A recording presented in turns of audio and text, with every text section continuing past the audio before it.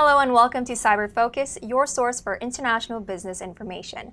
My name is Sarah Coe and I'm eager to introduce our guest today, Mr. Christopher Ball. Now, Mr. Ball holds a bachelor's degree in marketing and international business from Indiana University's Kelley School of Business, and he also earned his MBA in general management from Northwestern University's Kellogg School of Management.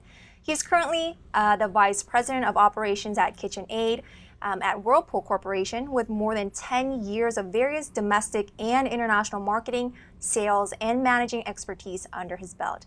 Now, as an alumnus, Mr. Ball has often visited IU campus to speak to Kelley students about his professional walk. So today, he will be sharing with us some details of his own career path at a Fortune 500 company and Whirlpool Corporation's commitment to bettering communities through their various corporate social responsibility initiatives, such as supporting the Habitat for Humanity.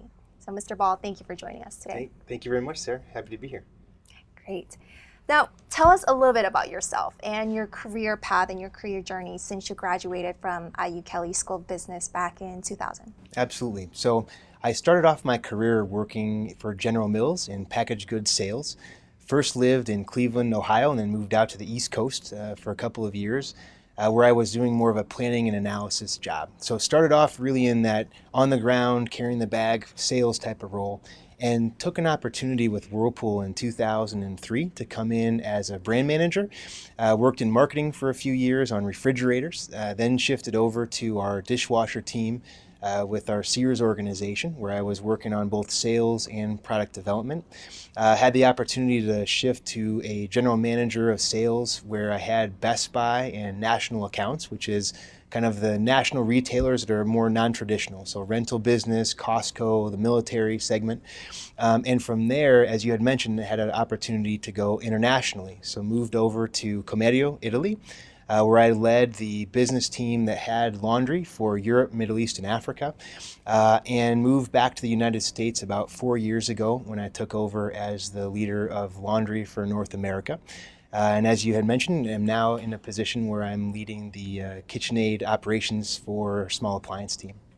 Wonderful. Now, this new promotion, the Vice President position, you were recently taken this position. So I'm sure this comes with different challenges and new opportunities. How are you looking forward to those? Yeah, absolutely. So I've had the chance to work in our major appliance business for a long time, which has a different set of customers and even a very different purchase cycle.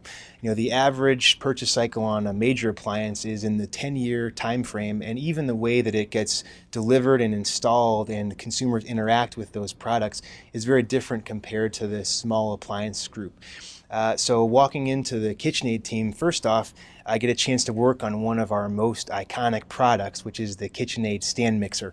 It's the gold standard globally for bakers and anybody who kind of loves working in the kitchen. It's almost a certainty that they'll have a KitchenAid stand mixer or aspire to have one someday.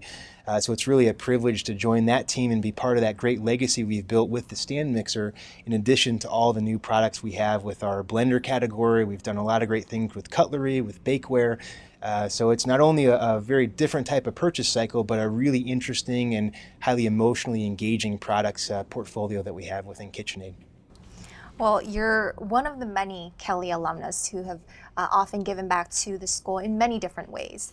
And having said that, and having your education background here and having that foundation, do you think those experiences really prepared you and empowered you for the positions that you have been taking and that you are in now? Oh, absolutely. And one of the biggest things about business school programs, Kelley is one of them, Kellogg was the same thing, and as you look across all the great programs that are out there across the country, one of the biggest things that we've been doing with how we educate students is focused on the teamwork and how we do case competitions. I think there's a lot of things that I learned as an undergrad coming into both my first roles as well as going through grad school that really helped me understand how do you operate as a team, and most importantly, how are you able to clarify and motivate the organization to deliver on the results. And as I had the chance through both the international assignment and also through different projects over the years, one of the things that I'm most energized by is getting a chance to work with a broad variety of folks from all over the world, from all different backgrounds and walks of life, and figuring out how we can really use that diversity and use that unique approach to a situation to create new and kind of unique value creating solutions.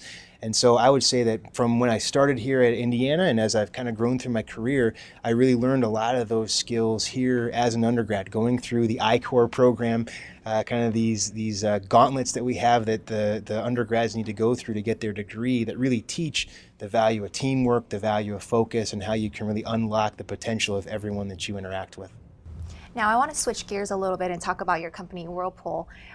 It's actually the 6th year that the company is partnering up with IU-Kelley School of Business as well as the Habitat for Humanity. I mean, it's a very meaningful work and cause that the company has invested in. So with that being said, what is your take on this notion of corporate social responsibility, and where does Whirlpool stand on it? Sure. So corporate responsibility or corporate social responsibility, CSR, there's a lot of ways that people will describe it. I have a pretty simple view on what an organization's role is. If there's a way, especially to have your core company values that clearly align with an organization that can make a difference, not only is it something you should do, but we are obligated to do that as leaders in our community. Being a business executive or being a political leader or being a doctor who works in the medical field, if you're working in a part of the world and in a part of the kind of social structure where you're in a leadership position, it's really an obligation to not only make your organization better, but make the community better. And that really is what this Habitat for Humanity build we do here at IU is all about. It's a partnership between our company and Habitat, which we've had for many years. Over the years, I think the statistic is we've donated over 150,000 refrigerators and ranges to the homes that have been built across the U.S., across Canada, and globally. I think there are 80 countries around the world where we participate. So we have a long history of giving back with Habitat and really creating a hand up. We talk about the Habitat homes not as a hand out to people in need, but a way to build communities and really help people get that hand to get established, get a home, and really be able to build communities much more than just building a house. And the partnership we have with the students at Kelley, with the community in Bloomington, and the local chapter with Carrie Thompson and the team here in Monroe County that helped do this build, it's just a wonderful example of getting all these groups together that do exactly what I described. They're leaders within the community, they're leaders within their respective organizations, and we're all coming together to make the community a better place. Now, finally, if you would, and I'm sure you will, leave a wise saying or wise suggestion or advice for not only Kelley students, but also young professionals who are about to venture into the real world. What would they be? That's a great question. So one of the things I love to tell students and friends, family, is embrace uncertainty and discomfort. One of the ways that all of us grow is by jumping into things that might make us a little bit nervous, that might not be something that we would choose to do when we woke up that morning if we had any option in front of us.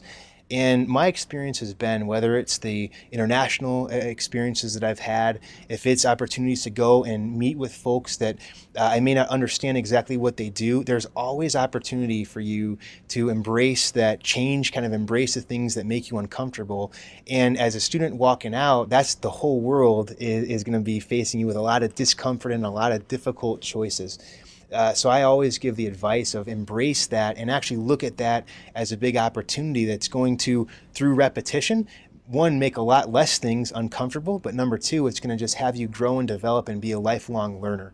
Because one of the things that I'm a firm believer in is after you leave school, whether it's undergrad or graduate school, we need to be students of the world and students of our profession, students of our communities, and also just students of life in general. And if you take that approach, you're actually able to understand things and create things that you never thought possible. Wonderful. Mr. Ball, thank you so much for coming to speak with us. It's a pleasure. Thank you very much. Well, that's it for this edition of Cyber Focus. Thank you for joining us. Now, if you have any comments or suggestions for future topics, please contact us at cyber, that's CIBER, @indiana.edu.